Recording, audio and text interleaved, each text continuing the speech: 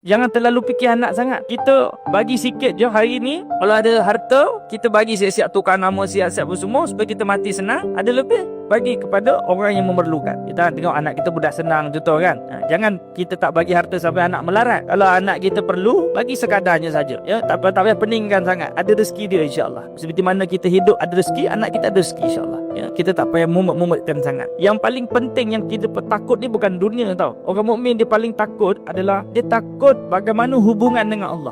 Solatnya diterima ke tak? Kalau mati malam pertama di alam barzah macam mana? Yang dia hari-hari takutkan tu akhirat. Yang ditakutkan adalah soal dia dengan Allah, bukan soal dengan makhluk. Soal dengan makhluk ni ada tak ada lah.